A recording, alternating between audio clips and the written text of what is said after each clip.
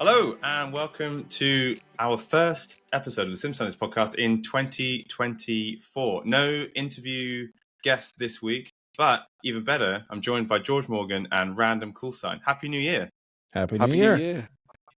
How are you guys doing? Did you have a good Christmas and New Year? Yeah, Ricardo. it was good. It was relaxing. Yeah, you were. I saw Random. You had some sim racing guests at your house. I did have Sim Racing HQ. Yeah. For lunch, Christmas. He's a good cook. It was nice to see a crossover between some like family orientated Christmas content, but also like a clashing of sim racing worlds into that. It was very odd because sometimes at Christmas you get the behind the scenes of the personalities, esports drivers, streamers, etc. We're like, oh, this is me being wholesome in my jumper cooking food. Except with you, it was like that, but also with Sim Racing HQ, which was kind of cool. Yeah, it was awesome. Very relaxing, and I got a cigar. Nice. Celebrating anything with the cigar, or just whenever I get 100,000 subs, that'll be it. Nice. Okay, so in this episode, we are going to be looking forward to 2024. We're going to be discussing what we're most excited for, what we think the highlights of 2024 is going to be. But first, if you could sum up, and this is going to go to both of you, so whoever I choose second is going to get an advantage here. If you could sum up the sim racing story of 2023 in one sentence, it would be George. It would say twin heads. How many words? Just one. No, sentence. You get a sentence. Oh, that's a good point. The sentence can be as long as you like. Okay, I would say twin-headed serpent. If I'm honest. Okay, that sounds really sinister. Yeah. I think on the basis we're going to have to dive a little deeper into that. We'll elaborate, I think, as time goes on. I'm going to let Ricardo go first, though, for the next one. I had something similar. I would say a mix of highs and train wrecks. Okay. Right. Well. Okay. Explain. It started with train wrecks and it finished with train wrecks. It's awesome, but the middle was good. It's train wreck sandwich. Like a sandwich. Well, no. Surely it would be like a good sandwich, right? Because the bread is the train wreck. Bad. Otherwise, you're having a bread sandwich. In a sandwich, you need to get bread. Otherwise, it doesn't work. The bread makes the sandwich. Okay. So what were your train wrecks of 2023? MSG. With Virtual Le Mans, with the issues they had, destroying basically Traction.gg, the loss of licenses. But for me, the biggest one is for them, it's Traction.gg. Then we have the league racing on Formula One. That George is very, very into it, and also the Fanatec train wreck that has been on the latter stages, especially with Black Friday. So there's a little bit of everything. Oh, okay. The Fanatec train wreck might have passed me by. Oh my God! So I have heard rumors that there is some issues with shipping. I saw some screenshots of some comment sections. Yeah, but people are always complaining. No, but it's not rumors at all. So they had a massive issue with lack of stock for the longest time. They got stock, but at the same time they had switched from their distributor in Europe to another warehouse, and from that point onwards, everything it's a train wreck from there. And then it snowballs into other issues, and there are people waiting for 60 days for their deliveries. Some of them are lost, and then because there's a massive backlog, you can't get hold of them. If you have an RMA, you're basically done. Yeah, I've heard 3 to 4 months. It's not looking pretty. Yeah. The average is around 4 weeks. But then there's the edge cases, and the edge cases are essentially what builds the reputation of a company. It's not the average. If you know for the get-go, like you were talking to me, it took me 4 weeks to get the rig, right? Mm-hmm. But if you knew from the get-go, it will be about 4 weeks. You could make an educated guess, or you can make a call. Okay, I'm going to wait the 4 weeks, and then after 4 or 5 weeks, at least as long as you have the information, you'll be fine, right? It's annoying, but it's going to be fine. The thing is, you throw. I'm playing a lot of Baldur's Gate. You throw a d20, and you're rolling a lot of critical ones, right? That's basically it. There is something particularly painful about waiting for sim racing kit. Although, right, I will point out that this is a real first world problem, right? So I'm not comparing this to anything that's actually a big deal, right? I understand. But because a sim rig is made up of so many constituent parts, and you need most of them to be able to do anything. Like, you can't just get started once the seat arrives, because then you're sat on the floor imagining yourself going around the track like in Cool Runnings, right? So you need absolutely everything. So it just takes one part to be delayed. Like, let's say you're starting from scratch, right? You could have spent hours and hours and hours, weeks and weeks building your rig that, you fine tune. But like, I spent hours at the SimLab P1X behind me, like spent hours getting it just right for my leg distance, arm distance, like ready. Like, there's no screen on it, right? So I can't use it, but I really enjoyed the process of setting it up. But imagine you go through that process and like 3 weeks pass and your RAM still hasn't arrived. So your computer doesn't work, and so it's basically pointless. Like, the graphics card is one of the problems. You're I totally know right. we're spoiled about Amazon Prime. Amazon Prime kind of spoils us. Awesome. It's next to a delivery and whatever, but it's still, for me, it's never about the wait. It's always about not having information where your money is. And then if you want to contact somebody, it's really a bad look. So it can take them, if they don't resolve this by basically middle of this year, it's very likely that they're gonna be behind on everything, no matter how much money they put into it. And I wonder if the other brands are noticing some benefit if people are like, well, I'm going to cancel my order because it's been 4, 5, 6 weeks now, and I'm going to move across to SimiCube or Asetek or Logitech or Thrustmaster. Like, it's probably, maybe it's a small percentage, but it's going to happen. It's always snowballs. Yeah. Okay, so that's your train wreck. George, what were your double-headed serpents? My twin-headed serpent for the year. I'm grateful for Ricardo, because I think we're going to cover all bases, I think, here around sim racing. So yeah, brilliant. I first of all want to kick things off. I mean, things went well back in the early part of the year because we had ESL R1, which was fantastic. It was great to finally get another competition off the ground. It's another avenue for sim racing, which is brilliant. And to have ESL behind it was massive as well, because no one does esports better than ESL. They are a fantastic production company, biggest in the world. I will say this, though, that obviously we had our own trials and tribulations with the F1 scene. Of course, we came off the back of F1 22, which was very well documented with the handling issues and the desyncs and the porpoising that was introduced throughout that. And then all of a sudden we moved to F1 23, which there were some significant improvements in the actual game as well. The handling model is great, in a certain sense. Then we had the tyre wear glitch that made headlines across Twitter, and then followed that up then with the situation the championship is in at the moment. But what I will say is that I think the community have a grand responsibility, and certainly have responded in a grand fashion by the likes of PSGL, WOR, all of a sudden bringing back the league competitions. We've had the Ironman League with Timbo, who of course represents Fez or Future Esports. He's also an engineer at Haas F1 Esports. He has come up with this grand concept that he's been working with WOR on, and that has really grabbed the attention of the drivers and the viewers and the passionate fans of F1 Esports. And the same can be said for PSGL. Like, PSGL weren't planning on another season because obviously they don't want to run it during F1 Esports, because the top level of PSGL are the same drivers and they're not going to race in it. So because obviously there was no idea as to when they were going to restart again, PSGL took it upon themselves to say, right, we're going to start another championship here and now.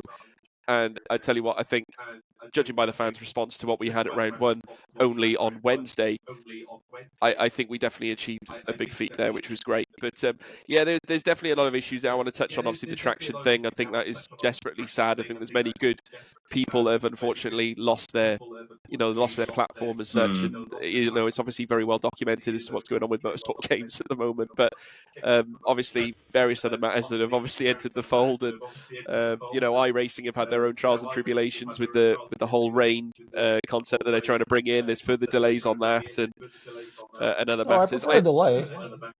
Well, to get it right, yes. I prefer delay.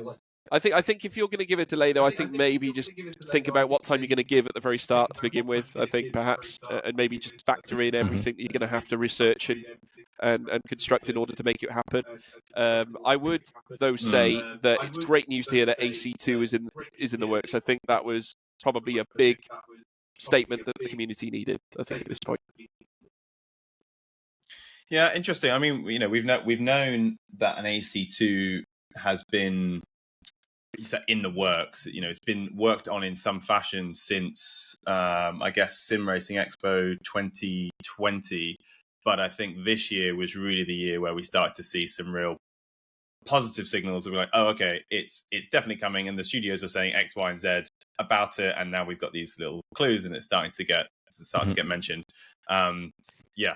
Now, George, as the official spokesperson of the F1 Esports Series, as you appear to be on Twitter, based on the comments, I couldn't believe it. And DMs that you unbelievable. Get. Like, there's some guy turned around to me. I honestly, I just I didn't know what to say. I was just sat there. I mean, first of all, I'm honoured. But or am I not? I don't know. I don't really know. Yeah, make sure you get that invoice in. Yeah, well, they were saying, this guy, I don't know who he is, from Adam, but he is Adam, and he messaged me on Discord saying, what's happening with the F1 Esports Series. Now, what I did not include in that tweet was the load of messages he sent me only a month prior. Basically suggested.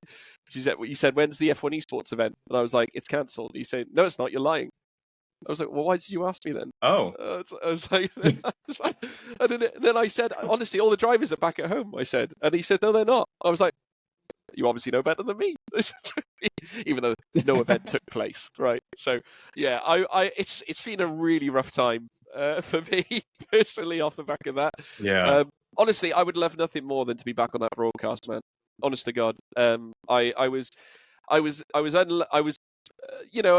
would have loved to have done event one, but obviously I had ESLR 1 commitments, and I loved what we did with ESLR 1 as well. And if I had the power and ability, I would love to be in two places at once and do everything. But honestly, the potential is so vast there, and with everything that they've got, potentially with that game, obviously with the F1 affiliation, with it being an F1 licensed product, what the possibilities there are endless with that platform. So I'm hopeful that they'll come to some solution this year, hopefully.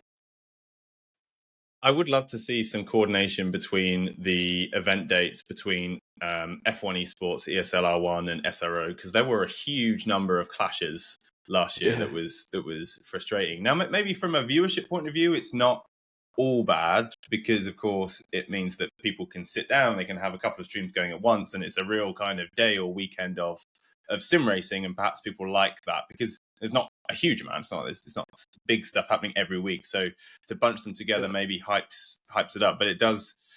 I don't know. It does kind of strain those who are involved in it a little bit. The FIA are taking. Do you go here or do you go there? And I know. Yeah, the FIA are taking a little bit of a bold step now. They're sort of looking onwards and looking at esports as a really important segment of the market that they're not really heavily involved in, apart from the motorsport games. You would argue that does take some precedence, but I think there does need to be some form of governing body, I think, that kind of officiates everything at the top level. So maybe your SROs, your F1s, things of that nature. I just think perhaps there should be some sense of control there, like they do in all of motorsport as a whole. But you need to have knowledgeable and people who know about the scene and know how it works. Yeah. Okay, so let's now look forward to 2024. Firstly, do we think 2024 is going to be good news for sim racers or not? Yes, I think it will be. First of all, we're gonna have Nordschleife in ACC. Mm-hmm. The GT2 pack. GT2, yeah. That's coming later this month. I'm not really into it, but probably is gonna bring some improvements on handling. We have AC2 as well. Maybe 2024, maybe. It's been pushed but to the end it's gonna come. It's gonna come. Yeah. They'll probably show something. Might get a trailer. Trailer would be good. Yeah, a trailer would be great. Possibly test drive Solar Clown. Well, not so much sim racing, but racing games. Yeah. And then hopefully Ian Bell brings something that we can play with GTA Revival. Yes, that would be great. And hopefully for George, F1 2024 will be better. Well, thanks, Ricardo, for the vote of faith, exist. my friend. No, honestly, I think it might, from my sense, Tom, I think, again, I'm going to go with Twin-Headed Serpent's younger brother, I think, for this one, at the end of next year, mainly because I think, obviously, there is some good stuff that is happening. AC2, great. Obviously, Assetto Corsa Competizione Nordschleife, GT2, fantastic. Always love to have new content, I think, available to the community. There is some real excitement, though, around the next F1 game, I think, because it's been now a few years since EA Sports have taken over the license, for a couple of years anyway, I think maybe a year or two. And I have reason to believe, and I'm just looking at the kind of rule of thumb and platform that they've sort of sustained over the last number of years. Obviously, since 2013, they've run the EGO engine, which they've had. But I have reason to believe, I reckon we're going to go to Unreal Engine 5, I think, this year. Which I think will change the game a little bit. Obviously, that's more in line with your ACCs then.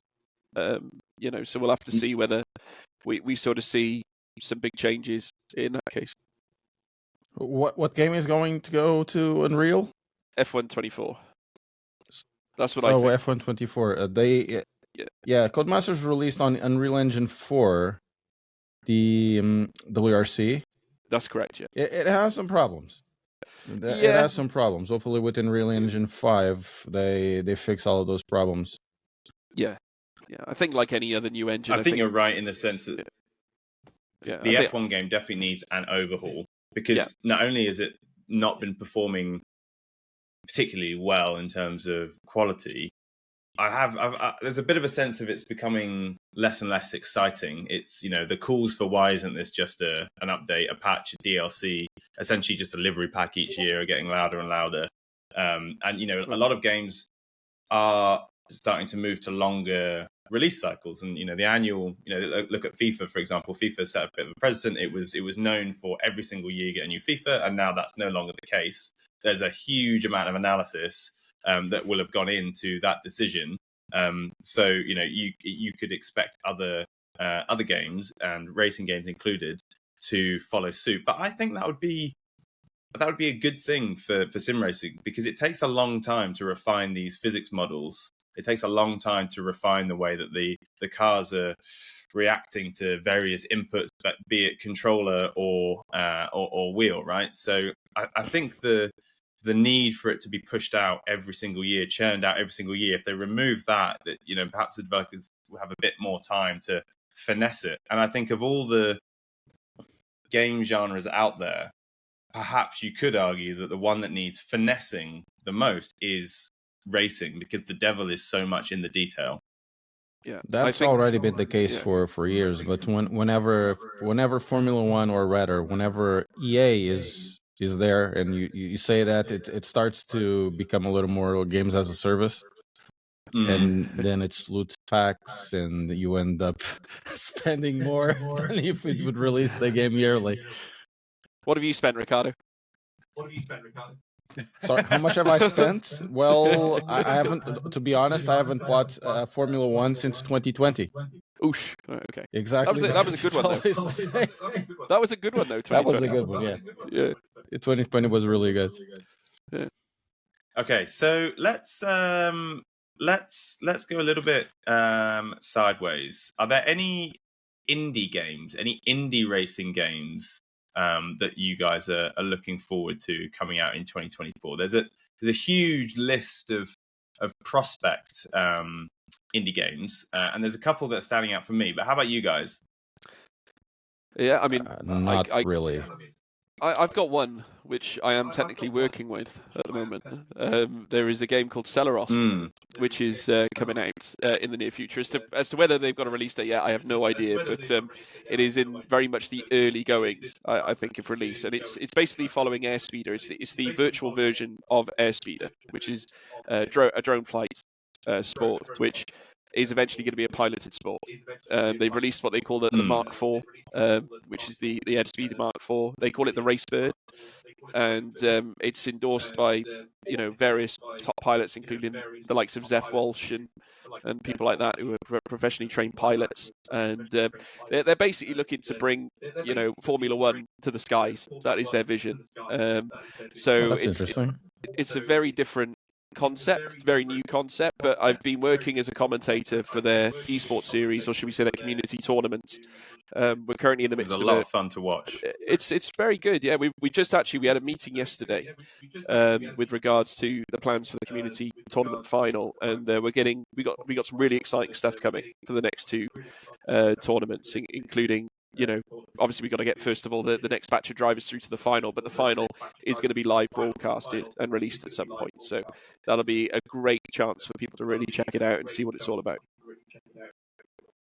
Yeah, I'm also very excited for Celeros. It's an interesting concept because it is racing. There are tracks, there are laps. There's no tire touching tarmac, but actually everything else about this game, it is simulated racing. So it is kind of, in a way, it is sim racing. Obviously, it's just very different because it's not. Yeah, right, exactly right. It's not cars, but I really enjoyed the last tournament, listening to your commentary of Bruno Senna flying around the track. They've only got one track at the moment. They've been focusing on kind of community tools and tournaments more so than the IP. But obviously, once they get that nailed down, then I expect them to roll out a whole load of different tracks. And the fact that the idea is that it becomes essentially F1 23 is to the F1 real world. It's the same thing. But the interesting thing is that because of technology and because these airspeeders don't exist yet in their final form, the game has come before the real world concept, which is going to be fascinating. I'm really enjoying watching the progress, and have spoken to the team over at Celeros. So they're a really cool bunch of guys. Obviously developed in Australia, but then they've got a team in the UK and a team in the US. It's a really cool, fun group of people creating that game. So I've got big hopes for that. The other one I wanted to mention was Exocross. Any thoughts on Exocross? To be fair, I never really heard of it. I think I just heard you Googling it.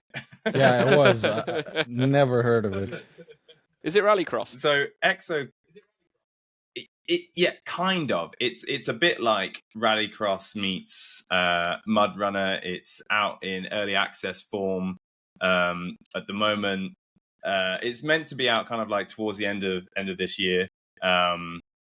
But there's a affiliation there to iRacing. It's under iRacing's umbrella now, which I think kind of is probably going to put it on a lot of people's radar. But if you look at the artwork of that game, I think it's a bit of a game changer, right? Because something I've always said, considering on this podcast, is that I think the one thing that sim racing does wrong is too much emphasis on the sim in sim racing, and not enough emphasis on the entertainment of racing generally. So if you look at Exocross, it's going to have all the hallmarks of a good physics model, good feedback, a good feel of racing. But if you look at the worlds that you race in, it's almost like a fantasy. It's in space, which I think is great. If you've got a rig at home and you're into sim racing and you understand how cars react and how you can drive them, how you can race them, what the lines are, what the racecraft is. Oh, but this time you're racing across the moon. Like, why the hell not? I think sometimes sim racing can be a little too serious. And I saw Exocross and I thought, I wonder if this is gonna become a funnel for people, for gamers generally who like that kind of whimsical, fantastical world. And it might be their first experience of racing and go, oh my God, this is so much fun. And actually, I really like the racing. I'm going to try and get into other racing games, or vice versa. Yeah, I think... we had a lot of these... Sorry, you go first. Sorry. Yeah, sorry. Sorry, mate. Honestly, I was thinking of a thing Nathan Tague said. He says it frequently on Twitter. And, of course, he's the boss of G2 Esports. And he said sim racing in itself has a great opportunity to almost set itself apart from its real life counterpart, because you can go to levels with sim racing that you can't go in real life. So, maybe it's time for sim racing to almost step out of the shadow of real life racing and become its own entity in a certain way, and maybe draft up dream tracks. It's why a lot of people like the Assetto Corsa, site, because they can fully mod it, customize it, introduce things that you wouldn't necessarily see in real life.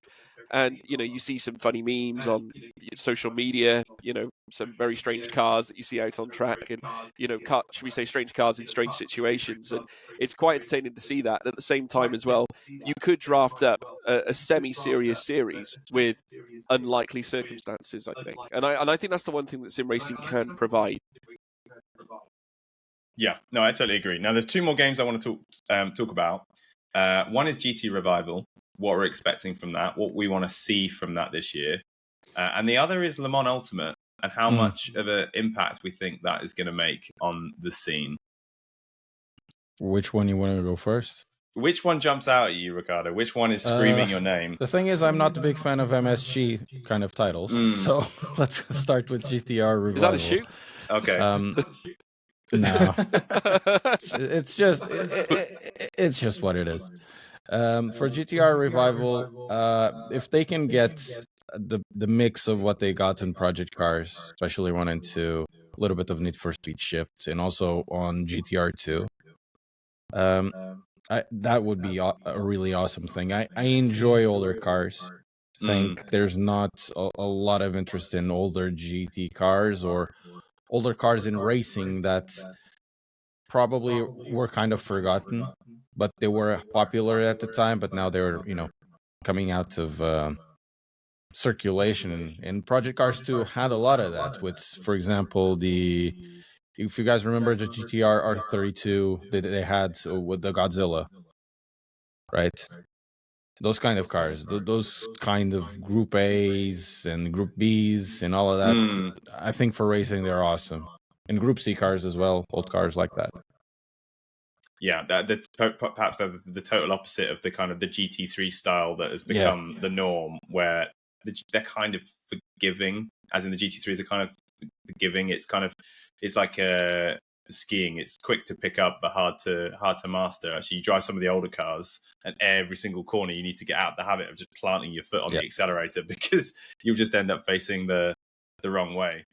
But I'm excited to see a little bit more than just content, right? And it was interesting. You both mentioned Nordschleife coming to ACC as a big standout moment next year. And I find that really interesting, because the Nordschleife already exists in loads of games. And, we've been racing ACC, the GT3, GT4, and now GT2, I guess, cars for ages, and not just on ACC. So why is it that a track that we already know and have raced for ages, coming to a platform that we've already played for ages, is a big deal? It's about it's about what you have already on ACC, and where, in the case of Nordschleife, specifically for Assetto Corsa Competizione, is where it's coming from, and it's something I think it misses a lot still, which is the NLS.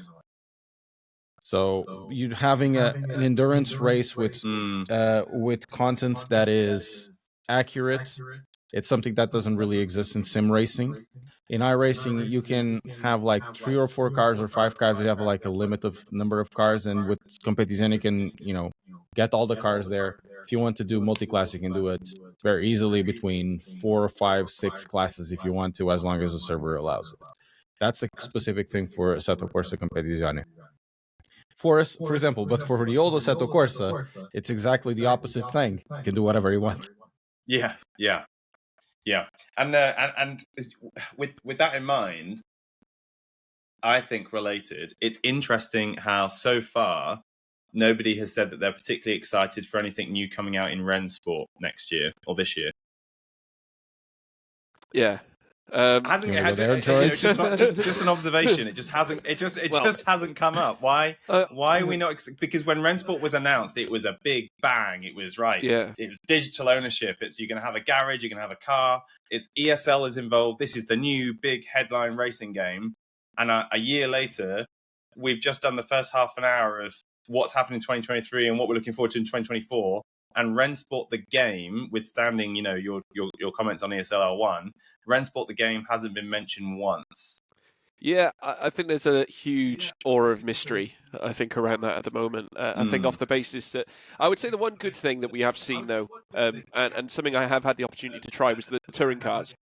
which was fantastic to have a go at. I was so slow, by the way. I'm so washed as a racer. It is honestly unreal, which is why I use a microphone. But yeah, I mean, honestly, the actual look of touring cars is just, it's a pleasure to drive as well, and a pleasure to watch as well when some actual decent drivers are behind the wheel. And then I think that will open more doors, I think, for more championships going forward. I think we'll see perhaps some of the the competitors that were part of the R Factor 2 side of things, where they were trying to run a championship there and also run organisations, certainly run a touring car side there as well. I think slowly drift towards Rennsport potentially in the future. We've seen also the Porsches now have their own championship on Rennsport with the Porsche Carrera Cup. Lewis McGlade is commentating on that. But yeah, I am hopeful for Rennsport, but I think until we really know 100% what the plans are in terms of ESL R1 second season is, I think we'll have to sit tight on that. But do you think that the esports activities are the driving factor for Rennsport, or do you think actually it's the improvements to the playing experience that will be the driving force behind Rennsport becoming a mainstream game? I think both. I think you need both, obviously, but I think the one thing that really hit home was when I was chatting to them when I was over in Sweden. Their main MO around doing esports first before releasing anything to the public, it was all about trying to break the game. So they were constantly trying to break it in order to make it better. So they felt if they put it in the hands of the sim racers, that they could by default tune the game, make it better for your commercial user, and therefore when the esports drivers have had a go at it, they are ultimate at what they do. They're OP, their pace is unreal. They themselves can respond as to what they believe a car should feel like James Baldwin has brilliant views on that. He hails ACC as the greatest sim at the moment in terms of GT3, and he's driven both the real life elements and also the sim elements, so he has a full understanding of that. So I think having those people on board is a huge tool to Rennsport in order to enhance their game. Yeah, well, I'm hopeful. I'm hopeful because it would be nice to see some more variety. However, there's going to be a lot of variety by this time next year. When you sit down, looking at you here, Ricardo, right? You sit down to do some streaming or just do some races yourself. You're going to have so many options of, fingers crossed, good racing games. Let's say Rennsport releases a whole load of content and becomes a real flurry of activity, and then GT Revival comes out and oh my god, look at these old cars, and oh my god, Assetto Corsa 2 has just dropped. Yes. How do you choose? Well, honestly, going back to Rennsport, honestly, I don't really care about Rennsport content. I think it's the most boring thing right there.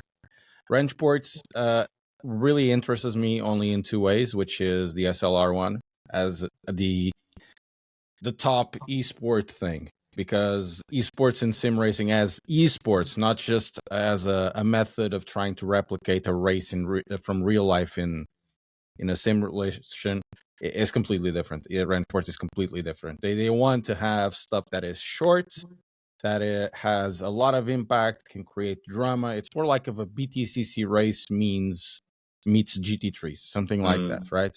The other thing on Rennsport for me is modding. Something that I'm really interested in Rennsport because of the modding part, because I'm a big modder guy. I love driving Assetto Corsa, and I want to see how mods will be translated in Unreal Engine 5, and because this could have a huge impact in all sim racing, not just for Rennsport, but as more companies use the Unreal Engine, that means you could have more potential for growth and for more modding and for more companies to start doing their own thing. Yeah, the modding scene is going to be incredibly interesting. And GT Revival, I know if you look at Ian Bell's tweets, or they're beautiful. Those tweets, they images are beautiful. I subscribe to his mailing list as well, his email. His I think they're monthly updates, and they're so beautifully written. But mods are going to be a focus there as well with older cars, which should be really interesting to see. So I'm also excited to see the growth of the modding scene in 2024. So we have a bit of an unwritten rule in this podcast that we don't talk about real world motorsport, right? We don't because the danger, especially at the start of this podcast, over a year ago now, I was super into the F1 game. The F1 game was like the bread and butter, and that was what I talked about all the time. And I was like, we can't just make this another F1 podcast because everybody and their dog has an F1 podcast at the moment, right? So we'll keep this brief, but I am interested, maybe just once a year, to review the relationship between motorsport and sim racing. Now, that would be interesting. Yeah. That lap in Abu Dhabi, right, piqued everybody's interest in F1. Drive to Survive was pushing viewership numbers of Formula One through the roof. The Max versus Lewis rivalry will go down in history as one of the greatest motorsport rivalries of all time, right? Regardless of which camp you're in, I think. And so there was a huge hype, right, around Formula One. George is dying. I hope you're right. I'm back. It's a huge hype. And we saw a huge boom in sim racing at the same time. So my questions are, how linked do we think the success of motorsport in terms of viewership numbers is to the success of sim racing? And with that in mind, what do we think is going to be the impact this year? I.e., do we think we're in for a good year of real-world motorsport? You first, George. Yes, I think so. I think it's a tough one. I mean, I don't think we'll see anything really too significantly different. I think if there's one series I'm really looking forward to, actually, it's F2. I honestly think the Formula 2 Championship is going to be the biggest high point, I think, of the year, because we have got a scenario where all the drivers are driving a new spec of car, and you've got the likes of Andrea Kimi Antonelli teaming up with Ollie Behrman. Of course, Behrman's proven in F2, but then you've got Antonelli, who I was very fortunate to commentate on this year, as well as Chris McCarthy in the FRECA Championship. And he was unbelievable. You know, you can believe the hype about this young man. He is superb at what he does.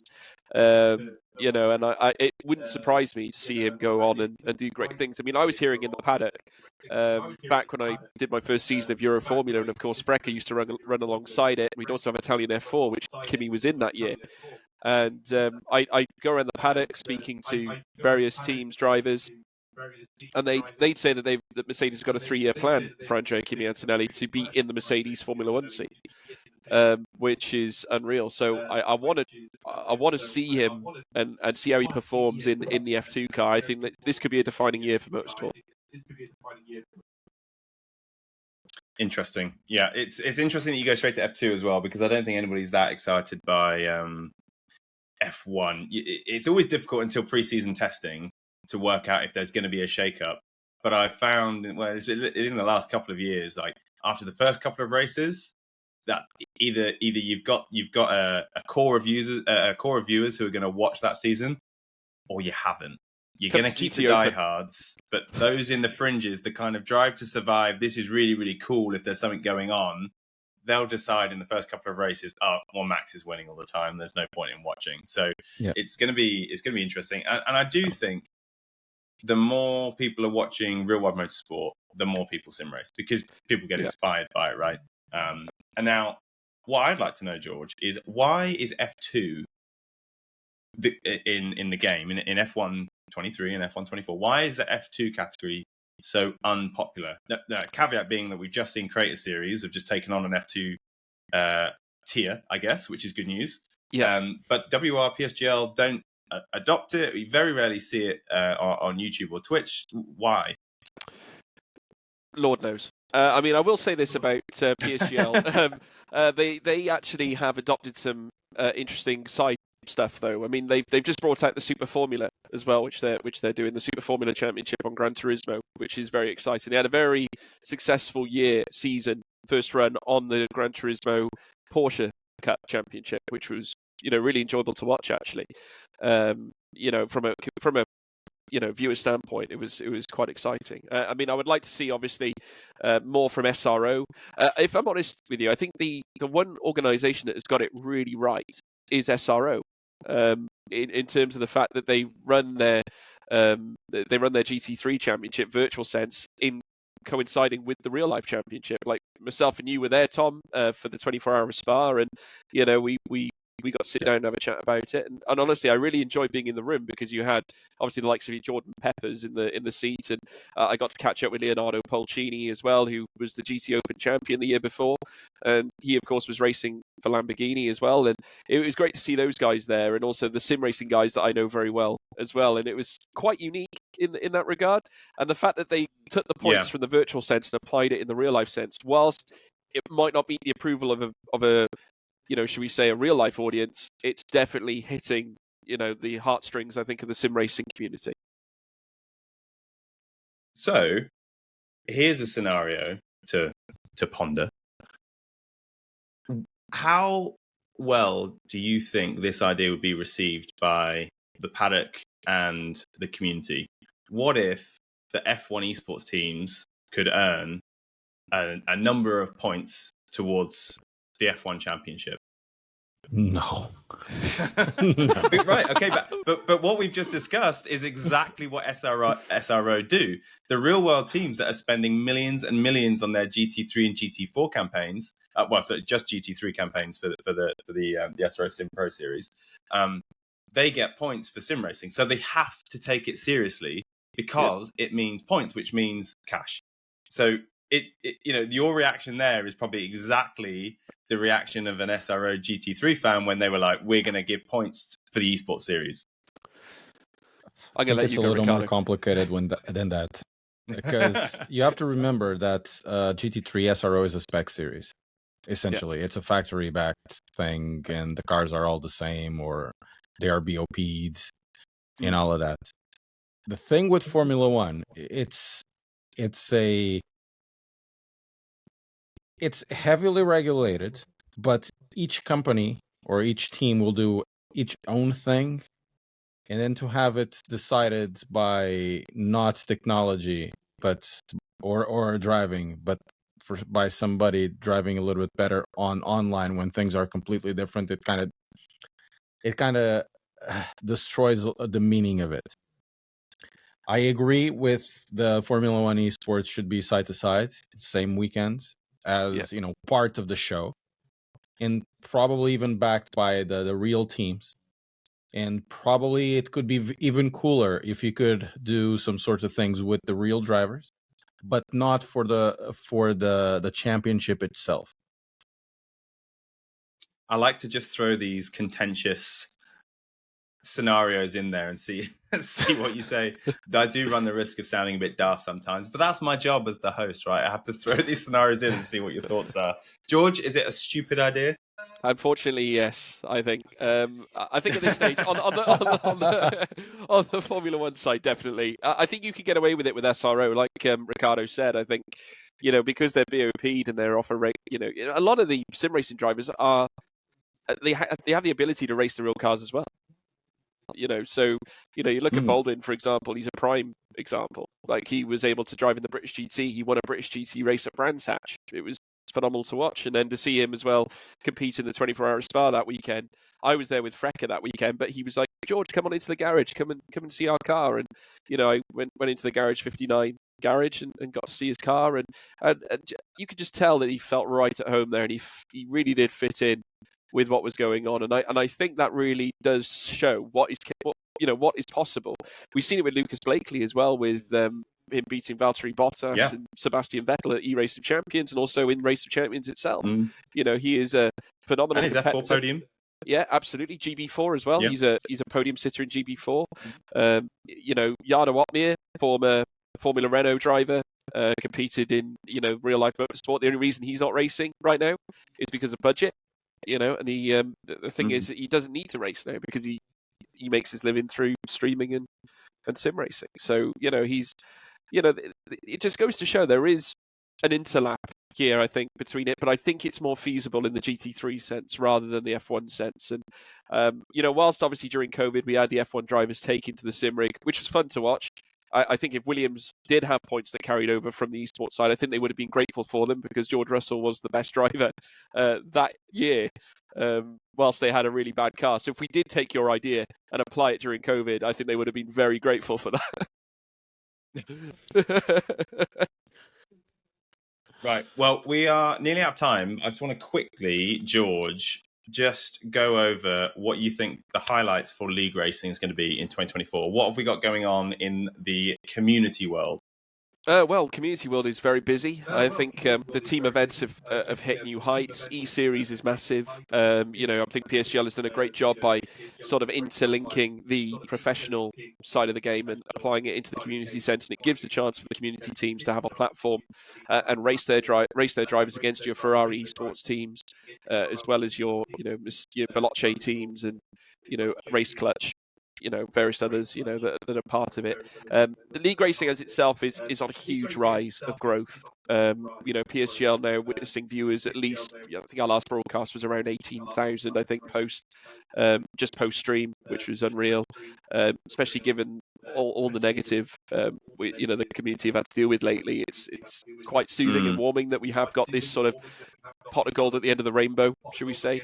I think as long as leagues continue to persevere and essentially pick up from where the nastiness has sort of left us, I think that will be the shining light this year. Great. Any final words, Mr. Random Call Sign, before we wrap up our look ahead to 2024? Oh man, I can't wait for to go through all this year. I think it's going to be a lot of fun. Yeah, I do too. I think it's going to be busy on a lot of fronts, and there's going to be a lot to do. There's going to be a lot to race, and I cannot wait. Guys, thank you very much. Appreciate you joining me for this podcast, and we will see you all next week. See you next week. See you.